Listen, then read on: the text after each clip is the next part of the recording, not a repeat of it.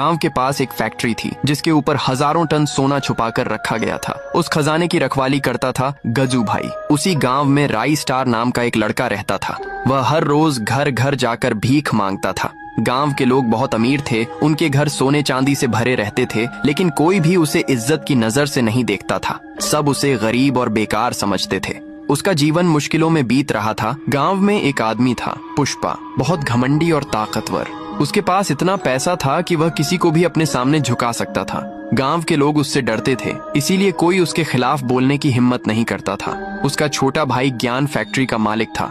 वह बहुत लालची था और हमेशा और ज्यादा पाने के बारे में सोचता रहता था। गांव के लोग अपनी दौलत पर घमंड करते थे। हर घर में सोना चांदी भरा था। उन्हें लगता था कि उनके पास जो है वही सबसे ज्यादा है, लेकिन किसी को यह नहीं पता था कि असली खजाना कहाँ है और किसका है। सच्चाई कुछ और ही थी। फैक्ट्री का खजाना जिसकी रखवाली गजू भाई करता था, उसका असली मालिक कोई और था, लेकिन यह राज किसी को नहीं पता था।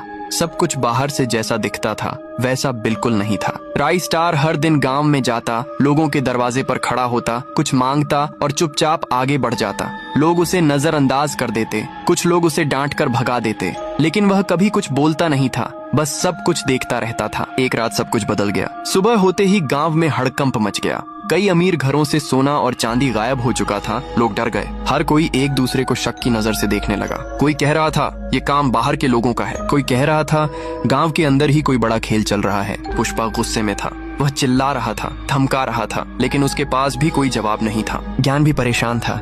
उसे समझ नहीं आ रहा था कि ये सब कैसे हुआ। अब गांव का भरोसा टूट चुका था। हर इंसान दूसरे इंसान पर शक कर रहा था। तभी पुष्पा का शक राई स्टार पर गया और अपने आदमियों को बोला, राई स्टार को पकड़ कर लाओ।